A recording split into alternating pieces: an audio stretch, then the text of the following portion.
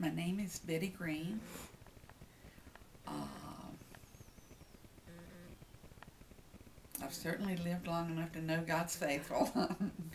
I think I've always known He was faithful. I've always known He loved me.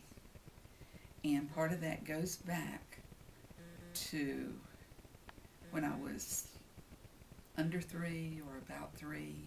And the first memories of my mother are when she would pick me up and set me on a bed along with my little sister.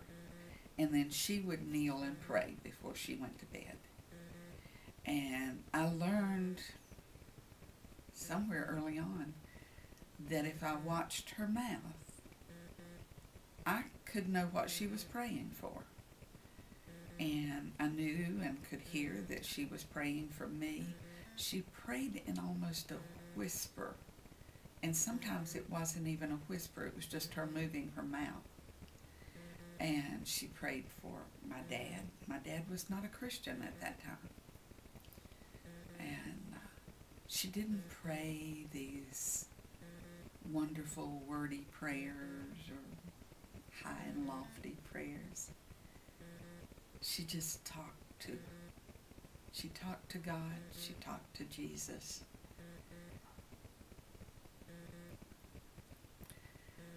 She was their friend.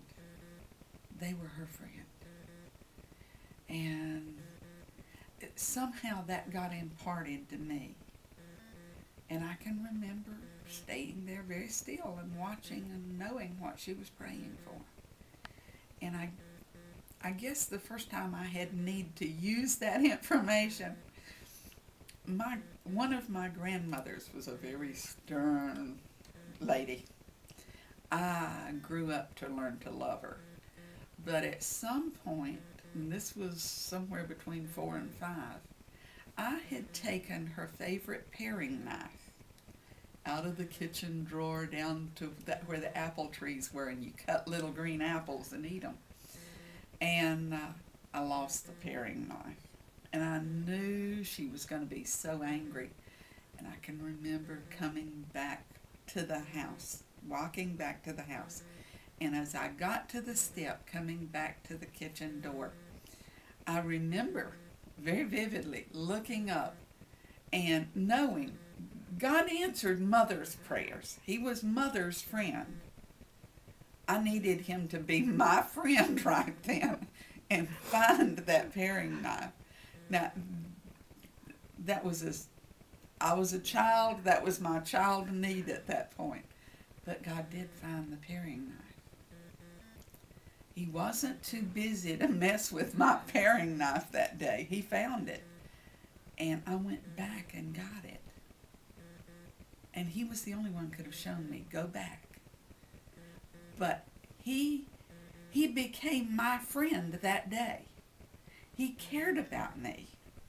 He cared about whether I got fussed at over it or not. And there's so many instances. And I'm not about to go into all of them. It'd be a long video. But the next really big thing happened when I was somewhere between 14 and 15. And a group of students, I was in high school, a group of students had gone bowling in the next town, and they had to go down a mountain. A girl was driving a pickup and had a pickup load of students in the back. I was not with them, but all these kids were in my class in high school. And she flipped the pickup, and kids were thrown out everywhere. One girl who was in my English class was killed. And I remember, it was awful. So many were hurt and hurt badly. This one was killed. And the day of the funeral, I had never been in the church that she went to. It was a very different church from mine. But I knew I needed to go to that funeral. And I went. And there was a long line of people. They were lined up. The casket was at the front of the church. the people were lined up from the casket all the way down outside the church, down the sidewalk. And as I lined up outside. As I got to the door of the church and could see the casket a long way down there, I remember, and I was by myself. There was no other family member with me or anybody. I was lined up by myself.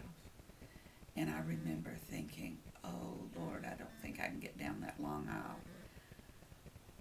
I need somebody with me. If I just had somebody with me. And there was a flesh feeling hand that slid into my left hand. And if I live to be 500, I can close my eyes and I can feel that hand. There was no body standing next to me. I knew that was Jesus' hand. And it was slid into my hand. And it was warm. And it was alive. And there wasn't any question in my mind. And I walked to the front, looked at her body in that casket, and walked back. And I remember part of the funeral, but I will always remember Jesus' hand. And that was another instance where Jesus was my friend. He cared about me. He loved me. And these instances were part of what was building into a track record for me. Jesus' track record was good. He was always faithful. He didn't always say yes to all my prayers. Sometimes he said no. And down the road I could look back and I think, oh, Lord, thank you for saying no. Somewhere in there I learned to pray a prayer that was, Lord, don't let me have to learn everything the hard way. Let me hear you. Help me hear. Help me listen. And God, give me a heart to obey when I've heard and listened. And I'm so grateful that through the years he answered that. And when he said no, I was much better off to listen to the no. If he said wait, I was better off to listen to the wait. But he was always faithful to answer some way. Either yes, no, maybe, sometime, wait. These were answers too.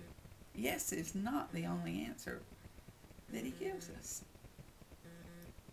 Sometimes yes isn't even the most helpful answer he gives us.